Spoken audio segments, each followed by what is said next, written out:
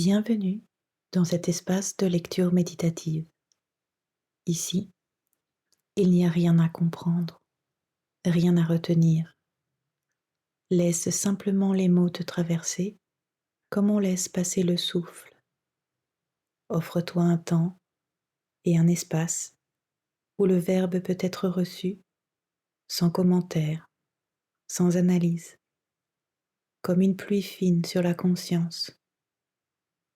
Que le verbe se fasse chair et que ta présence se souvienne d'elle-même.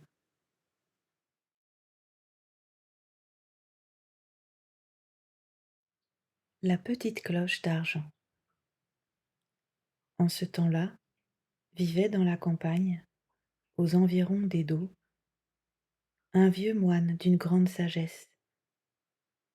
Celui-ci était connu jusqu'aux plus lointaines provinces de l'empire du soleil levant pour sa grande piété et sa constante bonne humeur. Toshibu souriait à tous et à tout. Il acceptait les aléas de l'existence avec une parfaite équanimité. Un jour, l'un de ses disciples les plus assidus osa l'interroger. Maître, qu'est-ce qui vous rend le cœur si gai que rien ne semble vous atteindre, ni le froid, ni le chaud, ni la soif, ni la faim, et pas même la méchanceté des hommes? Je vais te confier mon secret, dit Toshibu. Chaque fois que tinte la petite cloche d'argent que tu vois suspendue à ma porte, je me retiens de danser, tant mon plaisir est vif et ma joie est grande. Or, ce disciple, malgré ses démonstrations de piété, avait le cœur mauvais. Il était envieux et jaloux du bonheur d'autrui. Il décida de voler la petite cloche d'argent afin de connaître à son tour la joie perpétuelle. Une nuit, il s'empara de la cloche de maître Toshibu. Il la dissimula sous son manteau et courut jusqu'à sa demeure. Dès le lendemain, il la suspendit à sa porte d'entrée et s'apprêta à goûter un bonheur ineffable. Il attendit en vain.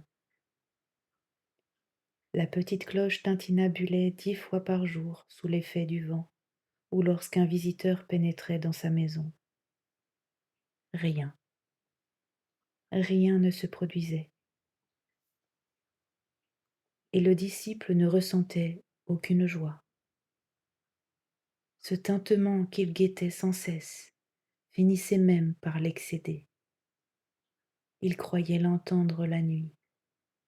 Il en perdait le goût du manger et du boire, devenait irritable. Tant et si bien qu'il résolut de se jeter aux pieds de son maître, d'implorer son pardon et de lui rendre la petite cloche d'argent. Un matin, il rapporta la petite cloche à Toshibu et se répandit en larmes de repentir. Le maître remit calmement la petite cloche au-dessus de la porte d'entrée et accorda son pardon. Quand le disciple fut certain d'être rentré en grâce, il interrogea Toshibu. Maître, je voudrais bien comprendre pourquoi cette petite cloche, qui vous procure un tel bonheur que vous vous retenez de danser et que rien ne trouble votre joie, fut pour moi une source de chagrin. Le cyprès dans la cour, dit Toshibu. Il faisait ainsi allusion à l'anecdote célèbre que connaissent tous les disciples du zen. Qu'est-ce que le zen demande l'élève. Le cyprès dans la cour, répond le maître. Le zen, en effet, est le cyprès dans la cour, et aussi le bâton du mendiant. Il est l'écuelle et le bol de riz ou la petite cloche d'argent. Le zen est tout cela, et il n'est pas cela.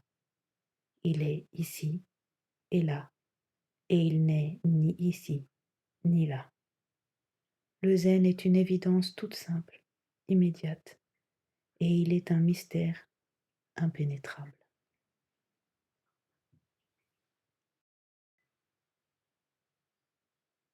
Le prince Touti et les dragons.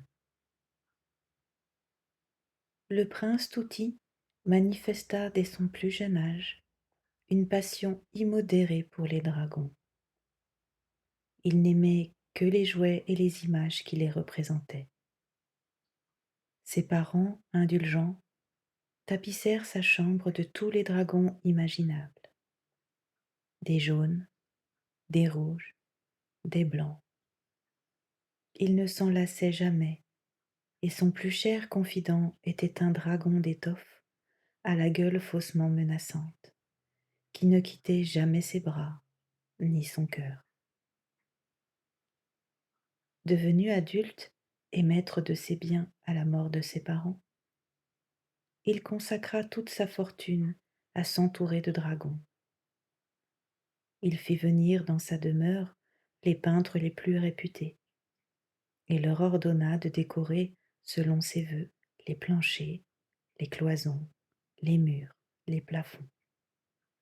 Partout où je poserai les yeux, leur dit-il, je ne veux voir que des dragons. Ainsi fut fait, mais Touti n'était pas encore satisfait. Il fit appeler les sculpteurs qui avaient ciselé les 2 dragons d'or qui ornent le palais de l'empereur. Je veux une réplique de ces 2 dragons, leur dit-il. Ensuite, vous sculpterez en forme de dragon toutes les colonnes, tous les piliers de ma maison, peu importe le temps ou l'argent, mais que votre œuvre soit criante de vérité. Les artistes, les ouvriers, leur aide, tous se mirent à la tâche. Nul ne vit jamais dans une habitation semblable le foisonnement de dragons. Il y en avait dans les recoins, sur les plus petites aspérités, et ils étaient si exacts qu'on les croyait sur le point de parler. Mais le prince Touti n'était pas encore comblé. Il appela auprès de lui le plus grand tisserand du royaume.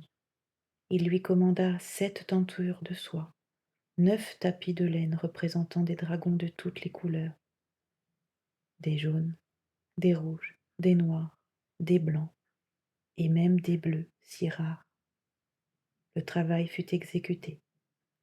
Touti aurait dû être satisfait, mais il se lamentait encore en secret. Ah, soupirait-il, que ne donnerais-je pour contempler le visage d'un vrai dragon? Or, le grand dragon qui habite les sombres forêts du nord de la Chine voyageait dans la province. Il entendit la plainte de Touti. Voilà un prince, songea-t-il, qui aime vraiment les dragons. Il s'est entouré de toutes les effigies concevables. Il voue à notre espèce un véritable culte. Je veux le récompenser en lui permettant d'entrevoir mon noble visage. Il s'approcha de la demeure de Touti et passa la tête par une fenêtre du salon. L'amoureux des dragons, mollement allongé sur des coussins peuplés de gentils dragons jaunes, rouges et blancs, rêvait. Il admirait le beau dragon bleu qui ornait le plafond quand son regard tomba par hasard sur une vision de cauchemar. Une face ignoble se montrait à la fenêtre, 2 crocs dans une bouche édentée qui se tordait en une hideuse grimace. Comble de l'horreur, le monstre lui souriait. Le prince Touti, voyant un vrai dragon, s'enfuit, épouvanté.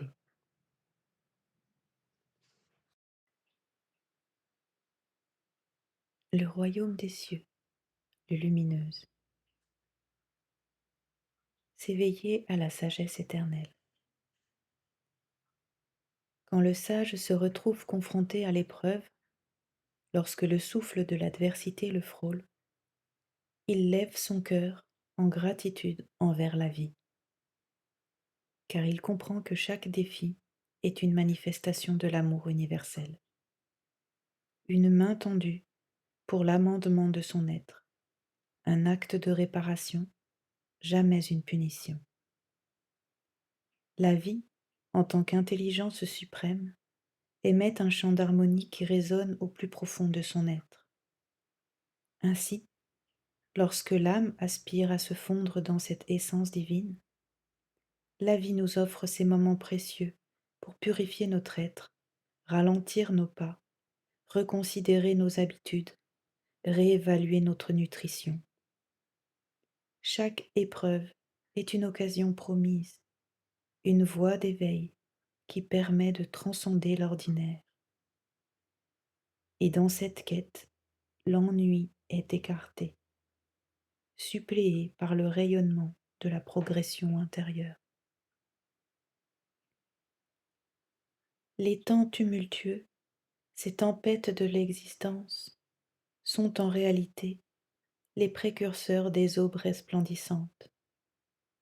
Comprendre cela, c'est éveiller en soi la sagesse éternelle, ainsi que la confiance en la grande danse de la vie qui, dans sa splendeur, nous guide tous vers sa lumière. C'est en reconnaissant la beauté camouflée dans le chaos que nous nous approchons véritablement de notre essence divine et de son divin royaume.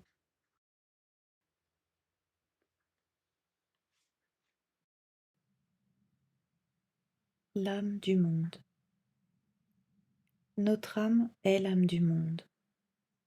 Lorsqu'une âme choisit de se nourrir des ténèbres, elle ne fait pas que se plonger dans l'obscurité. Elle projette cette ombre sur l'ensemble du cosmos. L'âme, tel un pont sacré entre le véhicule terrestre et l'esprit divin, accumule l'ombre en tournant le dos à la lumière radieuse de l'amour et de la sagesse qui l'entoure et la compose. Mais ô combien les merveilles se révèlent alors, lorsque l'âme, dans un acte de foi, ouvre grand ses bras à l'esprit. À ce moment-là, elle fusionne avec toutes les vertus et tous les dons, car elle incarne son essence éternelle, la source de sa vie. C'est là, dans cette union sacrée, qu'elle devient un instrument de lumière, transmutant la triste mélodie du monde en un chant d'harmonie. Tant qu'une âme ne se soucie pas qu'elle porte en elle l'âme du monde, ce dernier sera le miroir de son ignorance. Mais lorsqu'une âme fait preuve de sagesse, se lève et décide de rayonner, alors l'âme du monde commence son ascension, s'éclairant peu à peu des éclats de la vérité divine. Rien ne peut retenir l'élan sacré de l'âme du monde qui aspire à rayonner pleinement la lumière divine. Le monde est destiné à devenir le reflet de cette bénédiction céleste, et quiconque embrasse cette vérité participe à l'harmonie sublime de la création.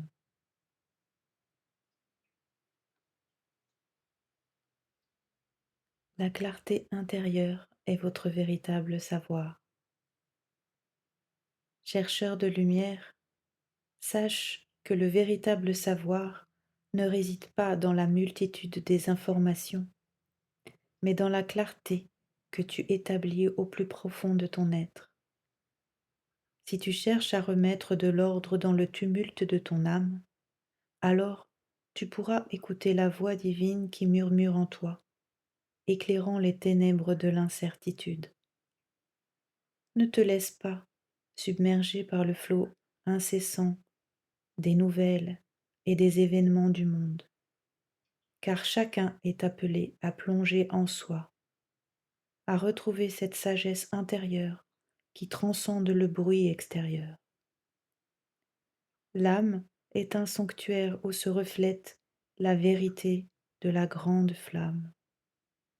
Dans chaque situation, cherche la lumière qui brille en toi et tu trouveras la direction juste.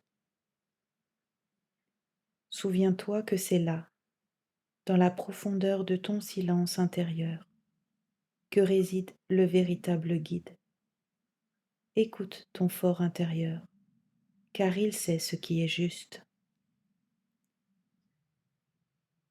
La connaissance du monde extérieur peut sembler vaste, mais elle n'a de valeur que si elle est teintée de discernement spirituel permis par le sommet de ta conscience. Éveille-toi à cette vérité et le chemin se révélera à toi, pas après pas.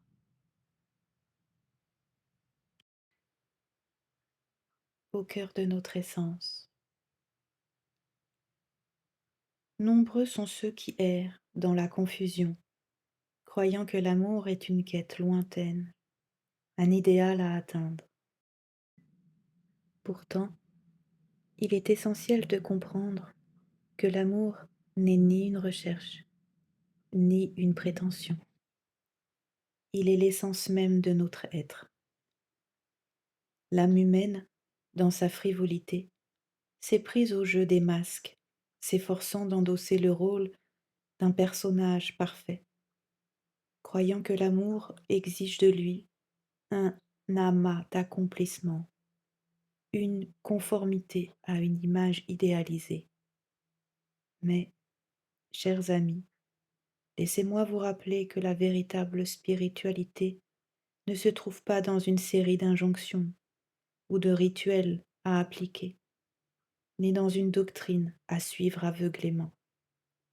Non, la spiritualité est un retour à soi, une révérence à l'infinie beauté de ce que nous sommes déjà. L'amour est comme un océan dont les vagues fluctuent selon notre état intérieur, mais il est toujours là, présent, vibrant en chaque fibre de notre existence. En tant qu'être humain, nous avons la chance d'expérimenter différents états de cet amour, cette énergie universelle qui unit tout ce qui existe. Mais souvenons-nous que, au-delà de toutes nos expériences, au cœur de notre essence, nous sommes l'amour.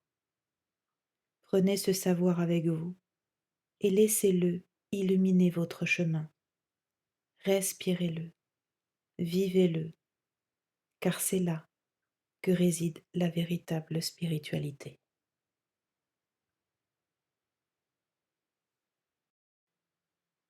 Je vous remercie pour ce temps passé ensemble dans cet espace ouvert à l'univers.